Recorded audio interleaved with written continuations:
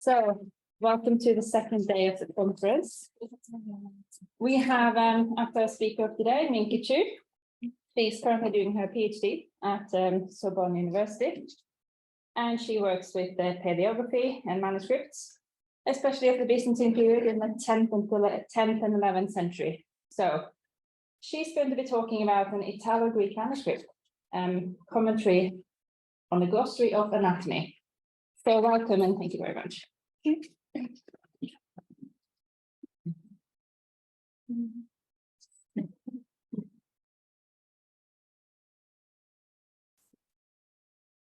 And today, thanks everyone. And today I want to talk about edited text on the Italo-Greek manuscript Paris.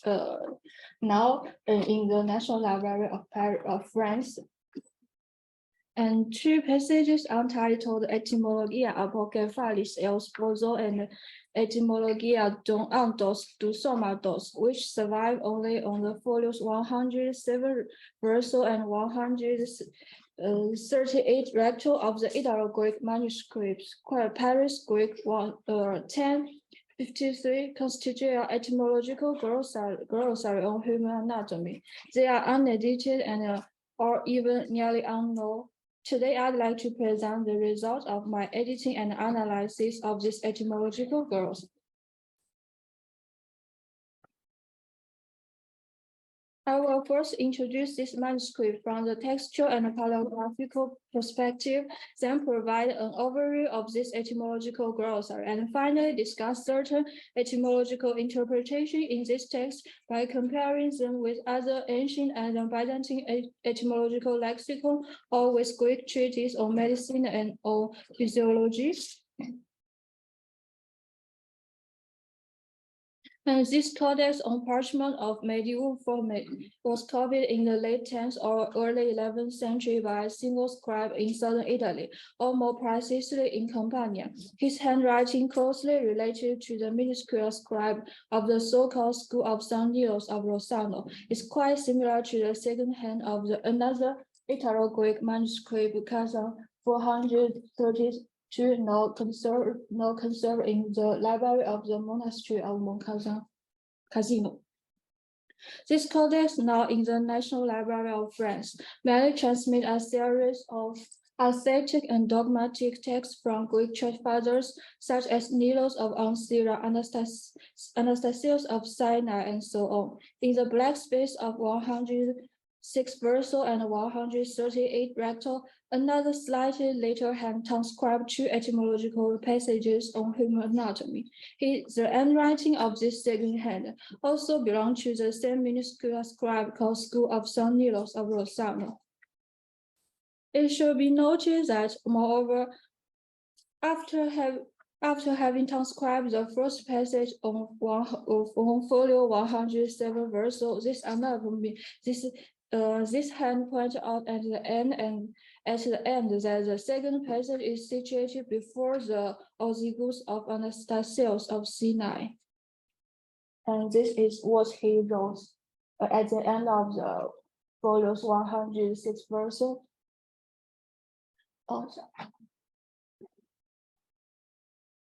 Thanks to these notes, it's possible to reconstruct this scribe's working process. He first transcribed the first text titled Ἐτυμολογία από κεφαλής έως ποδῶν on folios 106 verso.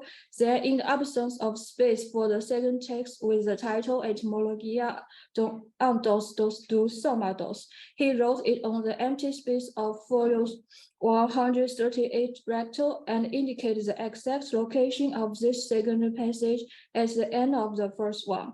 It is therefore necessary to unite these two passages into a single physiological and anatomical glossary text. The quality of this scribe's transcription of this glossary, which contains advanced knowledge of anatomy and physiology in some parts, is generally modest and poor. There are a large number of scribal errors and irregularities, including in particular the coherent use of the punctuation system, presence of improper accents and splits, and incorrect spelling as a result of iodicism. all of which testify to this scribe's modest level of alphabetization and his incomplete understanding of the content he was copying. In addition, at last two mistakes that I show in the first line as a link instead of a z and the flagoless instead of flogoless, that results from a misreading of capital letters, potentially implies that this text originated from a model or archetype written in manuscript. Some of these transcription errors disturb the understanding of the contents. Let's take two examples here. The etymology of the term choreography, he wrote as Accra Ifi. That means higher network, makes no sense. As the term Ifi would be a misunderstanding of the another orifi, which form part of the etymology of the term choreography in various ancient and Byzantine lexicons. The second case concerns the unintelligible etymology of the term hemos in this text. It wrote as Zia do his Emma, referring to the etymology of this term in Pseudo-Gallian's text, that namely himi bara do his ama. The word Emma in our text is obviously a transcription error of the adverb ama. If these anomalies can still be correct, it is sometimes the case that the transcription errors render the text inexplicable and inaccessible. For example, in the etymology of the term kefali, it is impossible to understand what he wrote here, the gufilium.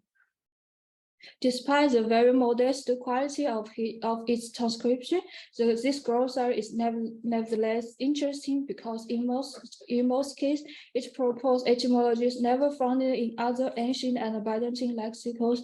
For example, the Etymologicum of Orion of Thebes and the Etymologicum Simeonis, John Mavropaul's Etymologica nominum, and the Etymologicum Guidianum, the Etymologicum Magnum, and the Lexicon of Pseudo-Zonaras. Of course, we must not ignore that in some cases, the etymologies given in this text are similar either in form or in meaning to those in other lexicons circulated and composed in the ancient and Byzantine times. Let's now analyze in detail some of these etymologies. The first one is a Tehesiado Tahels Hise. I translate in English like higher, growing in a rough way. And two etymologies of the term Tehes are found in other Byzantine lexicons. One, Ziado Teheste, that means histe, and in the Etymologicum of Orion, and in the Etymologicum Guidianum, the other bara din Tehitida, Trahes Dines Use. In the Etymologicum Magnum and the lexicon of Pseudo-Zonaras. The etymology presented in our text seems to result from the combination of these two etymologies. In addition, two more etymological interpretations are proposed by other Byzantine and by other ancient and Byzantine lexical sources. And the second example is of res galunte to this phenomena. I translate as what we call eyebrows, that is, those are well carried. And this etymology is close to the other one, Barado Fellow, for race, and of race in George Chorobosco's Epimerismus, in Etymologicum Guidianum and in the Etymologicum Magnum. But the word F, that means will, appears only in our text. Several other etymologies, all relating to the eye, vision, or sight, are in fact attested in other known Etymologica. And the third one, da de flefera, galunte ziado flemata phenomena. And the eyelids are so-called because they cover the eyes. And several etymologies of the term fleferum are preserved in ancient and Byzantine etymological lexicons and are listed in the PowerPoint. The first two, which are most widespread, seem to have a common origin with our text if we accept that the term pharaohs derived from pharaoh or pharisee, as supported by some Byzantine etymological lexicons. And the first one, Nephri, the other Neazi, in Aphrodisia, the kidney for the renewal of sexual desire. The etymology of nephros in our glossary is linked to one of its physiological function of, namely to renew the sexual desire, whereas most ancient and Byzantine lexicons link its etymology to another function related to urine.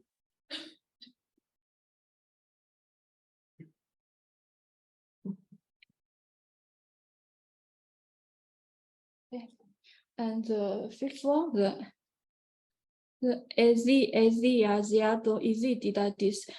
Aphrodisias, the genitals for the sweetness of sexual desire.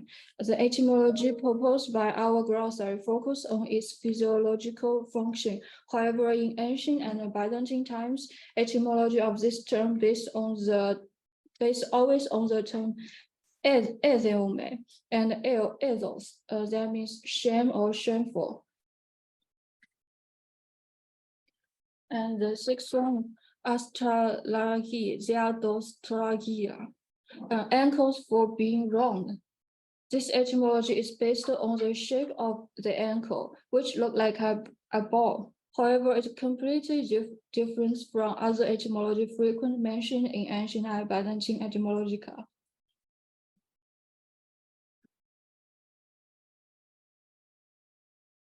And the larynx, the Italo-Greek Aleph case, larynx for producing a loud sound. This etymology, based on the fact that the larynx is served to make sounds, is close in its meaning to another two. That means the first are listed in the PowerPoint. The larynx, the Italo-Greek, and dinede, ėdolegi, or larynx. However, an alternative interpretation relating to the idea that the function of this organ is to swallow food and water is widely accepted in antiquity and in Byzantine period, and mentioned by Oriol Meletius, Leo the physician, John Mavropoulos, and the Etymological Magnum. And the pharynx, the pharynx for transporting what is flowing. Most of the Byzantine Etymologica indicate that the term pharynx is derived from the verb phalo. However, the etymology proposed here, that means phalo plus rhema, is very rare. And the non-Byzantine lexicons refer to adopt the etymology phalo pneuma in order to signify the respiratory function of the pharynx. The second part of this etymology, namely the term rhema, reminds us of the last element, reacts of the etymology recorded by John Mavropoulos. Pharynx, man as the dulaling or links. However, John Mavropoulos accepted that the function of the pharynx is to produce sound rather than to breathe, which does not correspond to the interpretation of our glossary. And the ninth one, the whole is the honevi, olali, bile for melting or dissolving everything. This etymology, which indicated the function of yellow bile, cannot be found in the no ancient and Byzantine etymologica. And here are the etymologies mentioned by some of this etymological lexicon. And stoma host, the other stoma echi, gaussier for having a mouth. This etymology, stoma plus echo, does not seem to appear in other known ancient sources. However, several other etymologies, while spread in the ancient and Byzantine times, also related to the terms dogma. Furthermore, there are also other etymologies that propose completely different interpretations.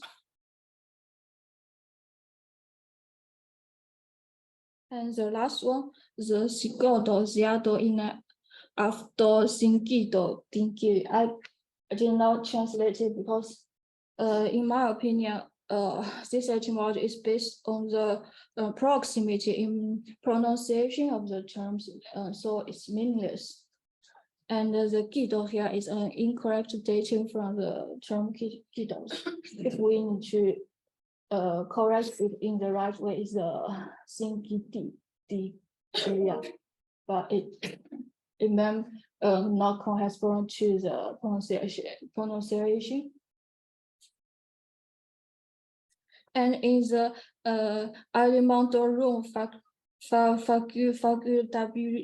facultativus guidance explains the real origin of this term. And I see it in the PowerPoint. In conclusion, this etymological glossary on physiology and anatomy, transcribed on folio 106 verso and 138 recto of the Italo-Greek manuscript Paris Greek 1053, could be traced back to a model or an archetype written in majuscule probably before the 9th century, when scripts in capital letters were the dominant form of writing and has not yet been replaced by minuscule scribes. Furthermore, this old text on etymological glossary is really valuable since it preserved a number of etymological interpretations that are completely different from other Greek Etymologica in the ancient and the Byzantine times. As for the structure and meaning of these etymologies in our glossary, some of them were strictly derived from the anatomical and physiological knowledge in ancient and in the Byzantine period. Others, on the other hand, focus more on phonetic and orthographic correspondence and proximity. For example, the last example of the Sigurd. Thank you.